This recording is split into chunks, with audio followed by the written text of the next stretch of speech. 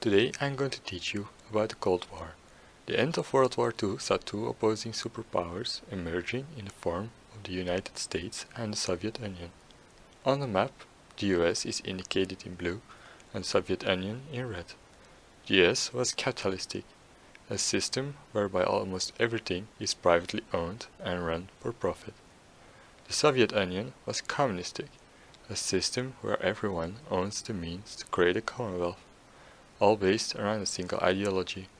After dealing with Nazi Germany, these two superpowers sought to spread their influence through the world, and thus the Cold War began. On this map, the communist countries are indicated in red and the democratic countries in blue. The Cold War wasn't a direct war, but a series of proxy wars and decades of intimidation, propaganda and espionage. Germany was occupied after the war. The Soviets controlled the area around Berlin, but not of the city itself, like shown on the map. There were already tensions between the Soviet Union and the Western Allies, because they felt threatened by each other and feared for a new war. The British Prime Minister, Winston Churchill, declared that an Iron Curtain had descended across Europe. This is indicated by the red line on this map. Soviet leader Joseph Stalin didn't like the idea of West Germany regaining any former power. So in 1948, the Soviets blockaded the western sections of Berlin to force the other allies to give them control of the whole city. It didn't work as the Western allies airlifted supplies in. In 1949, the NATO was formed to strengthen the Western allies. The NATO is indicated in blue on this map.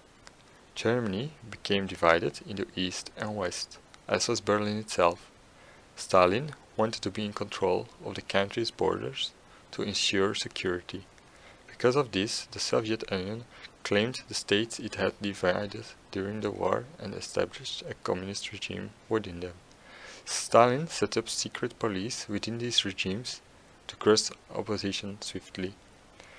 Yugoslavia, indicated in red, had been expelled by the Soviets in 1948, but they remained a communistic state.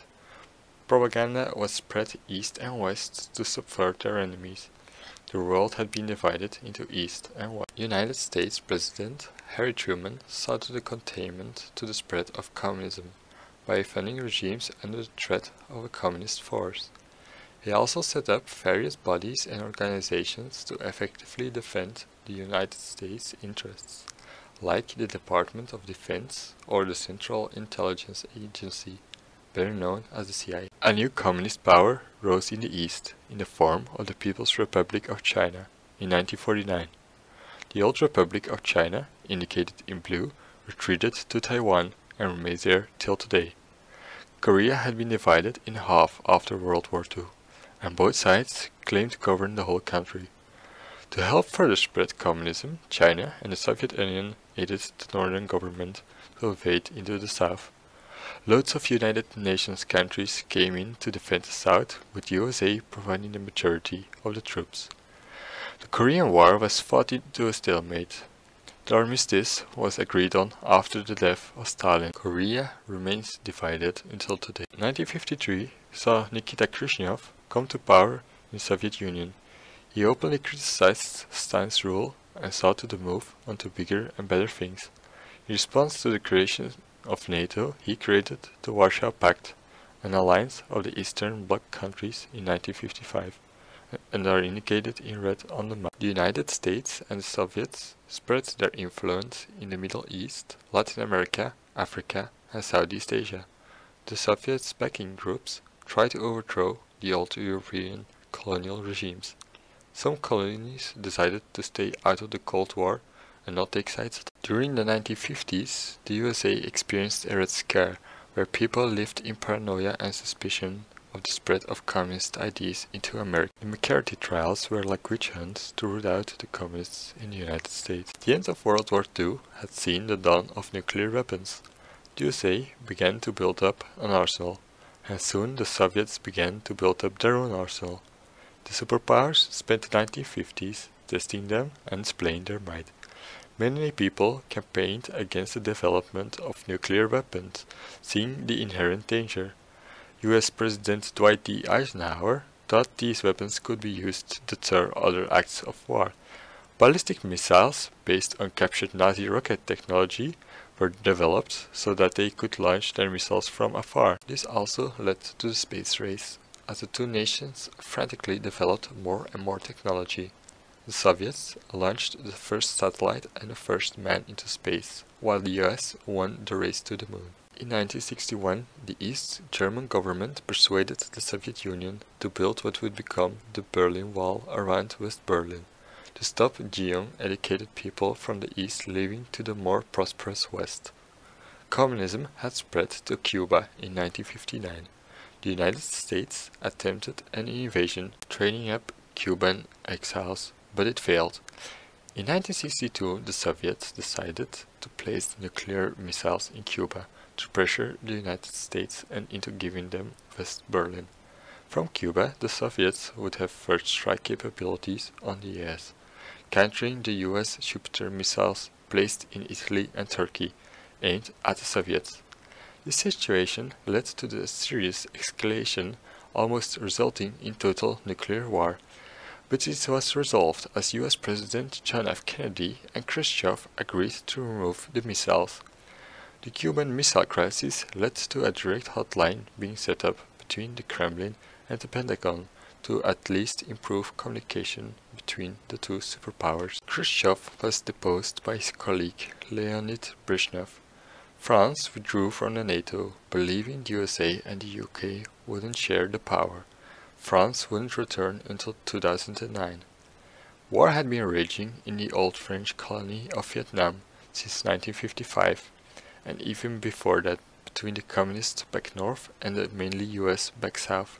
The US involvement grew and grew throughout the 1960s, but ultimately ended in defeat for the South and US, as the North captured Saigon in 1975.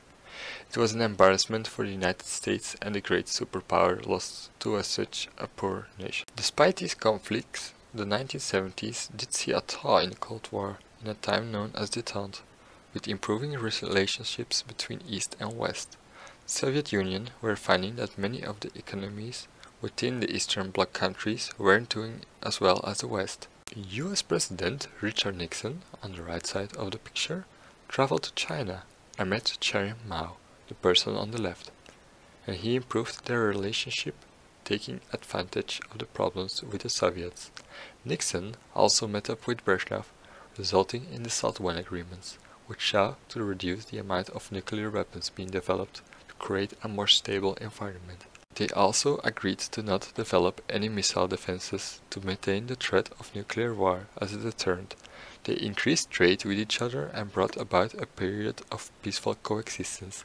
At the same time, Social Democrat Willy Brandt sought to ease relationships between East and West Germany, as well as Poland and the Soviet Union. The SALT II agreements were signed, but never ratified by the United States, due to various Soviet dealings around the world, including the deployment of troops in Afghanistan to reinforce a newly established communist regime, which would begin a war that would rage throughout the 1980s. US President Jimmy Carter had the United States boycott the 1980s Summer Olympics, along with 64 other countries.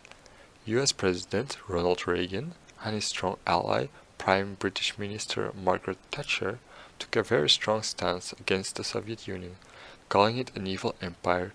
To deal with Afghanistan, the CIA armed the Islamic Mujahideen to wage war on the atheist Communist Soviets.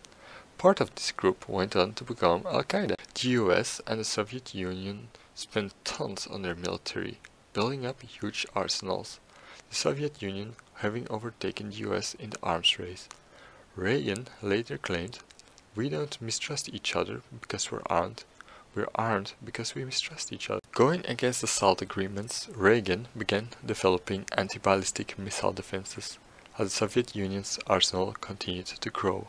All the while, the Soviet leader, Yuri Andropov, feared the US for a strike attack. Later that year, a Korean civilian airlines flight en route from Alaska to South Korea was shot down by the Soviet Union. After denying it, the Soviets claimed it was on a spy mission. The US said otherwise. A few months later, NATO were having a military exercise named Able Archer, which simulated Western Europe going into DEFCON 1, ready for nuclear war. The Soviet Union was so paranoid of a nuclear attack, they believed this could be hiding the real thing, and they quickly readied their nuclear arsenal. The exercise thankfully ended peacefully, and the world once again escaped thermal nuclear war. The Soviet Union and many other communist states boycotted the Los Angeles 1984 Olympics. Economic stagnation was becoming more apparent within the Soviet Union, which was not helped by the war dragging on in Afghanistan. The Soviet Premier Michael Gorbachev brought in reforms to reorganize the Union and prevent the corruption within the Communist Party. He also pulled their troops out of Afghanistan. Gorbachev and US President George Bush signed the START 1 Arms Control Treaty in Moscow to actively decrease nuclear weapons. The Berlin Wall was broken in November 1989, and families were reunited after nearly 3 decades of isolation. On December 3, 1989, George Bush declared the Cold War was over. The Communist Party of the Soviet Union itself was bound in the USSR, which led to the dissolution of the Soviet Union in 1991. This truly marked the end of the Cold War, and the world was left with one superpower, the United States of America. Thanks for watching.